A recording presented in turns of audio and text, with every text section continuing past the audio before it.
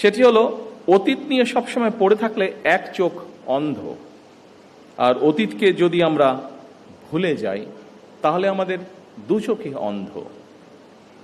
সুতরাং আমরা যেমন অতীতকে একদম ভুলে যাব না, ভুলে যাওয়া চলবে না, ঠিক একইভাবে অতীতেও আমরা দেখেছি, খুব বেশি দিন না, নিকট অতীতেও আমরা দেখেছি যে অতীত নিয়ে এত বেশি চর্চা হয়েছে যেটা আমাদের সামনে যে সমৃদ্ধ ভবিষ্যৎ আছে সেই ভবিষ্যৎকে বাধাগ্রস্ত করেছে।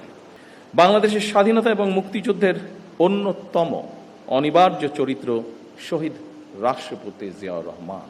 আমরা দেখেছি অতীতে যেভাবে শহীদ জিয়াউর রহমানকে, তার অবদানকে, তার কাজকে খাটো করার চেষ্টা করা হয়েছে, এর থেকেই প্রমাণিত হয়েছে শহীদ রাষ্ট্রপতি জিয়াউর রহমান অবশ্যই বাংলাদেশের মুক্তিযুদ্ধের একজন অনিবার্য চরিত্র।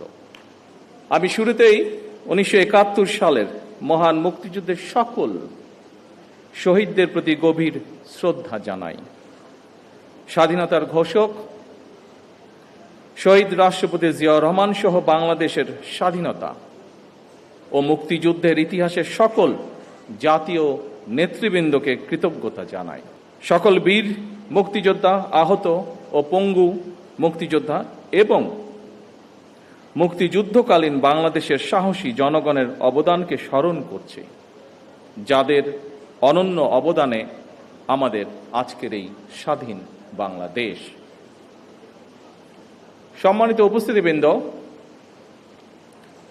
সাধারণত এর আগেও যখন 26শে মার্চ, 16ই ডিসেম্বর বা এই ধরনের ঐতিহাসিক দিনগুলোর আলোচনা সভা অনুষ্ঠিত হয়েছে, এর আগেও আমি দু একবার একটি কথা আপনাদের সামনে বলেছিলাম।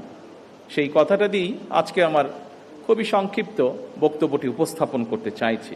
সেটি হলো, অতীত নিয়ে সবসময় পড়ে থাকলে এক চোখ অন্ধ, আর অতীতকে যদি আমরা ভুলে যাই তাহলে আমাদের দু চোখই অন্ধ। সুতরাং আমরা যেমন অতীতকে একদম ভুলে যাব না, ভুলে যাওয়া চলবে না, ঠিক একইভাবে অতীতেও আমরা দেখেছি, খুব বেশি দিন না, নিকট অতীতেও আমরা দেখেছি যে অতীত নিয়ে এত বেশি চর্চা হয়েছে যেটা আমাদের সামনে যে সমৃদ্ধ ভবিষ্যৎ আছে সেই ভবিষ্যৎকে বাধাগ্রস্ত করেছে। সম্মানিত উপস্থিতিবৃন্দ, এখানে আলোচকবৃন্দ কয়েকজনই তাদের বক্তব্যে বলেছেন বাংলাদেশের ইতিহাসের সবচেয়ে গৌরবজনক অধ্যায় আমাদের স্বাধীনতা এবং 1971 সালের মহান মুক্তিযুদ্ধ। বাংলাদেশের জন্মযুদ্ধের এই গৌরবজনক ইতিহাস নিয়ে আপনারা যারা আজকে মঞ্চে উপস্থিত, যারা আলোচনা করেছেন, তাদের মধ্যে বেশ কয়েকজন উপস্থিত আছেন যারা সরাসরি মুক্তিযুদ্ধে অংশগ্রহণ করেছিলেন, মুক্তিযুদ্ধের সময়ের নৃশংসতা প্রত্যক্ষ করেছেন সেই সকল মুক্তিযোদ্ধা সরাসরি। আমরা যারা ছোট ছিলাম বা আমাদের সাথে যারা ছিলেন, আমাদের থেকে একটু বড় ছিলেন, তারা আমরা বিভিন্নভাবে, সেটি মিডিয়া হোক, বই পুস্তকের মাধ্যমে, বিভিন্ন দলিলের মাধ্যমে আমরা সেটি দেখেছি। কিন্তু আমাদের সম্মানিত মহাসচিব তার বক্তব্যে বলে গেছেন, শেষ পর্যন্ত তৎকালীন বিশ্বে অন্যতম শক্তিশালী সেনাবাহিনী ছিল, তাদের বিরুদ্ধে আমরা আমাদের বিজয় ছিনিয়ে এনেছিলাম এই বাংলাদেশের মানুষ। সুতরাং প্রজন্মের প্রজন্ম ধরে স্বাধীনতা এবং মুক্তিযুদ্ধের যে গৌরব গাথা তা নিয়ে আলোচনা হবে, গবেষণা চলবে এবং এটাই স্বাভাবিক ব্যাপার। তবে আলোচনা, সমালোচনা কিংবা গবেষণার নামে এমন কিছু করা বা বলা অবশ্যই আমাদের জন্য ঠিক হবে না যেটি আমাদের স্বাধীনতা এবং মুক্তিযুদ্ধের যে গৌরব ইতিহাস তাকে কোনোভাবে খাটো করতে পারে।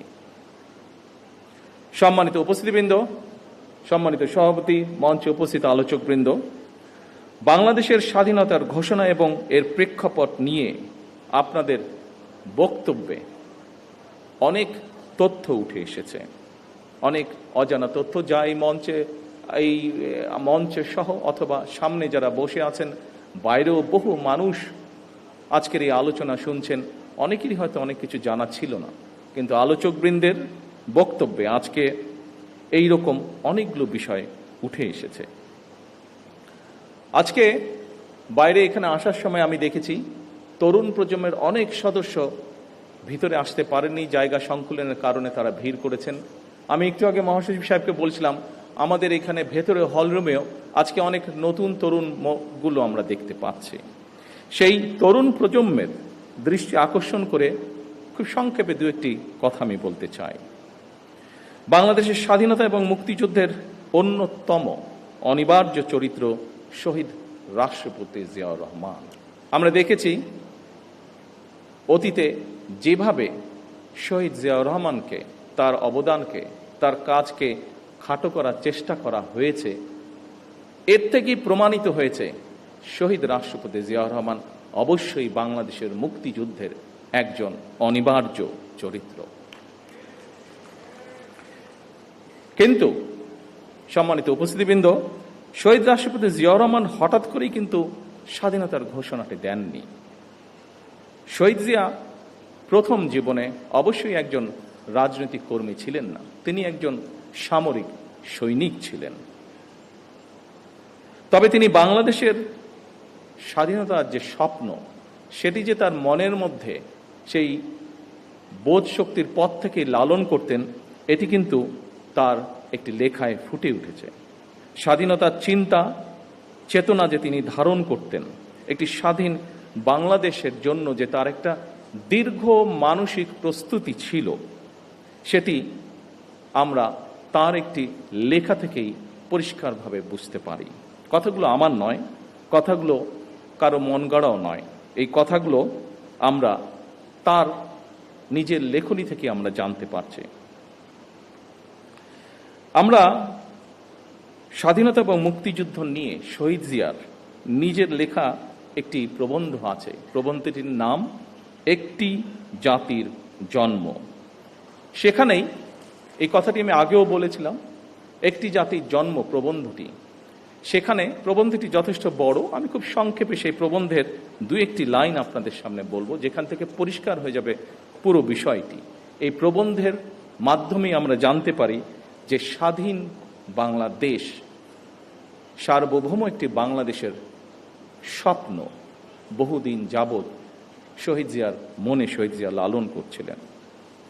শহীদ প্রেসিডেন্ট জিয়াউর রহমানের লেখার নিবন্ধটি দৈনিক বাংলা পত্রিকার প্রথম 1972 সালের 26শে মার্চ প্রকাশিত হয়েছিল।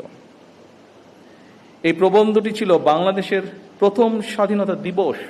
1971 সালে দেশ স্বাধীন হবার পরে প্রথম যে আমরা স্বাধীনতা দিবস পালন করি, সেই দিবস উপলক্ষে যে প্রথম কোরপত্রটি প্রকাশিত হয়েছিল, সেই কোরপত্রে এই লেখাটি ছাপা হয়েছিল বা প্রবন্ধটি ছাপা হয়েছিল। প্রবন্ধটি ছিল এইরকম, যেই লাইনটি আপনাদের সামনে আমি উল্লেখ করতে চাইছি।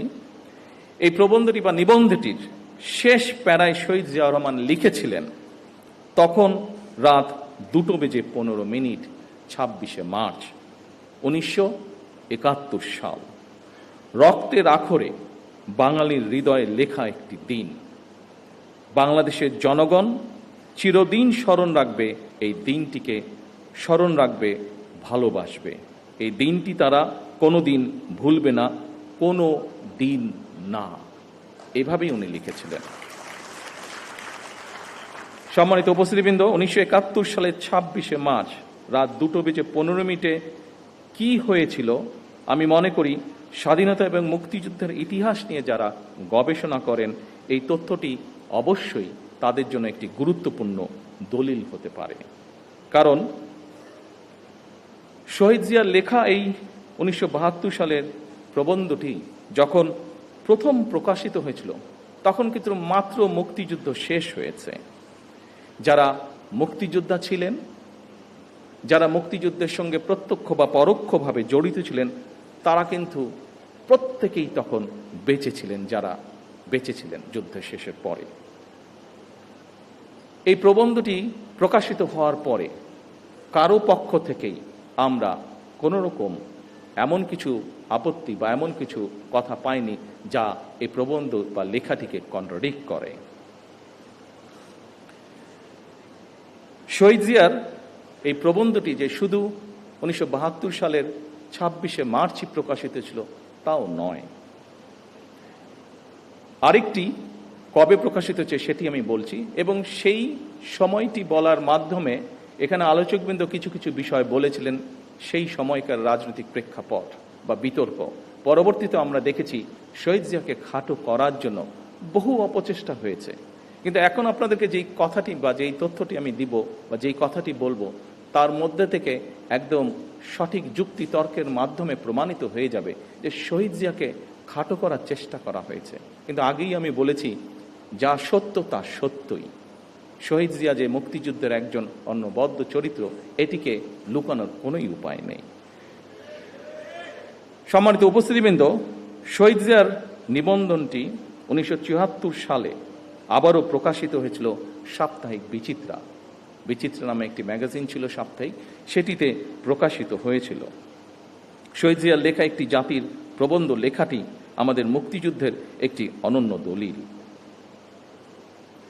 74 সালেও আবার যখন প্রকাশিত হয়েছিল কারোরই কোনো আপত্তি ছিল না, এবং শহীদ জিয়া তার লেখায় যা যা বলেছিলেন অবিকল ছিল।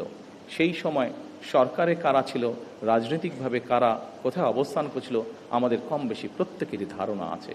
কিন্তু সেই সময় তৎকালীন সরকার অথবা রাজনৈতিক ব্যক্তিত্ব কেউ শহীদ জিয়ার কোনো লেখার প্রবন্ধটির কোনো বক্তব্যকে কেউ কোনোভাবেই খণ্ডন করেননি, চেষ্টাও তারা করেননি। কারণ সেই সময় যারা ছিলেন তারা জানতেন শহীদ জিয়ার প্রতিটি বাক্য, প্রতিটি শব্দ প্রবন্ধে লিখিত সত্য সেগুলি।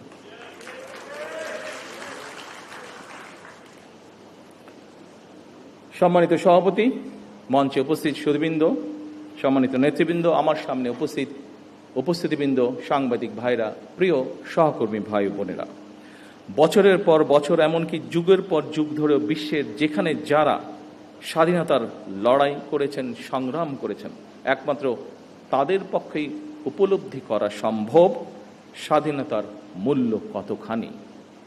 সম্মানিত মহাসচিব সাহেব ওনার বক্তব্যে ছোট্ট একটি কবিতার মাধ্যমেও একইভাবে কথাটি তুলে ধরেছেন।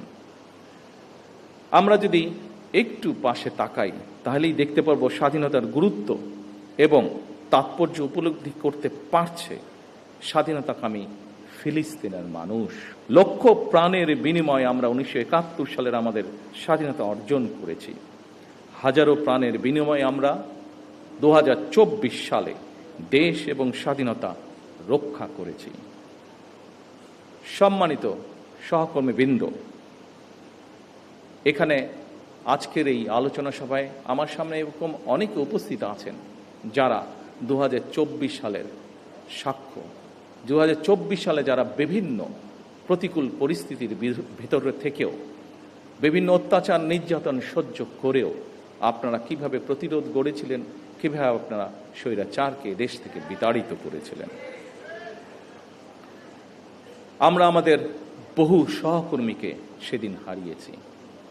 সম্মানিত উপস্থিতিবৃন্দ, প্রতিটি প্রাণের স্বপ্ন আছে, আকাঙ্ক্ষা আছে। স্বপ্ন ছিল, আকাঙ্ক্ষাও ছিল। সেই আকাঙ্ক্ষা পূরণেই তারা সাহসের সঙ্গে, যারা সেদিন লড়াই করেছিল, তারা সাহসের সঙ্গে অধিকার আদায়ের জন্য লড়াই করেছিলেন 71, 24, 90-তে। 1971 সাল থেকে আজ পর্যন্ত প্রতিটি আন্দোলন সংগ্রামে সকল শহীদদের আকাঙ্ক্ষা ছিল সাম্য, মানবিক মর্যাদা এবং সামাজিক ন্যায় বিচার ভিত্তিক দাবেদার মুক্ত একটি স্বাধীন, সার্বভৌম, নিরাপদ, গণতান্ত্রিক বাংলাদেশ প্রতিষ্ঠা, যা আলোচকবৃন্দ এখানে উল্লেখ করে গিয়েছেন। প্রিয় সহকর্মী ভাই বোনেরা, আজকে আপনারা এখানে খুবই সীমিত আকারে উপস্থিত আছেন। আপনাদের মাধ্যমে এবং সামনে মিডিয়ার সহকর্মীবৃন্দ ভাইয়েরা উপস্থিত আছেন, তাদের মাধ্যমে সমগ্র বাংলাদেশে আমার দলের সহকর্মীদের সহ প্রত্যেকটি গণতান্ত্রিক মানুষের কাছে আমি একটি কথা তুলে ধরতে চাই। আজকে আমাদের এই মহান স্বাধীনতা দিবসে আমাদের আকাঙ্ক্ষা সীমাহীন হলেও সম্পদের সীমাবদ্ধতা আমাদের রয়েছে। আমাদের স্বাদ এবং সাধ্যের মধ্যে ফারাক থাকলেও আমি এই দেশের একজন নাগরিক হিসাবে, একজন রাজনৈতিক কর্মী হিসাবে দৃঢ়ভাবে বিশ্বাস করি, আমরা যদি ঐক্যবদ্ধভাবে এগিয়ে যাই, আমরা যদি ঐক্যবদ্ধভাবে সকলে একসাথে দেশের জন্য কাজ করি, তাহলে অবশ্যই আমরা আমাদের কাঙ্ক্ষিত স্বনির্ভর বাংলাদেশ গড়ে তুলতে পারব। বর্তমান গণতান্ত্রিক সরকার আপনাদেরই সরকার। বর্তমানের গণতান্ত্রিক সরকার এদেশের মানুষের নির্বাচিত সরকার। বর্তমানের গণতান্ত্রিক সরকার এদেশের মানুষের প্রতিষ্ঠিত সরকার। সরকার রাষ্ট্রের বিভিন্ন শ্রেণী পেশার মানুষকে লক্ষ্য করে ফ্যামিলি কার্ড, কৃষক কার্ড, খাল খনন, বৃক্ষরোপণ সহ কর্মসংস্থানের ব্যবস্থা সহ বিভিন্ন কর্মসূচি বাস্তবায়নের। Hey, how's that New Year's resolution going? What are you talking about? You know, that YouTube channel you say you're gonna start? Well, yeah, I'd like to. পদক্ষেপ আমরা গ্রহণ করছি প্রতিনিয়ত। তার জন্য আপনাদের এই সরকার অক্লান্ত পরিশ্রম করছে, চেষ্টা করে যাচ্ছে। আসুন আমাদের এবারের স্বাধীনতা দিবসের অঙ্গীকার হোক সমাজের একটি অংশ নয়, বরং আমরা সকল শ্রেণী পেশার মানুষকে নিয়ে এই দেশে আমরা ভালো থাকব। এটিই হোক এই স্বাধীনতা দিবসের অঙ্গীকার। আসুন আমরা প্রত্যেকে একসাথে সহাবস্থানের মাধ্যমে প্রত্যেকে খারাপকে দূরে ঠেলে দিয়ে ভালোকে সাথে নিয়ে ভালো থাকার চেষ্টা করি। এই হোক আমাদের আজকের স্বাধীনতা দিবসের অঙ্গীকার, প্রত্যাশা, প্রতিজ্ঞা, শপথ। আল্লাহ হাফেজ।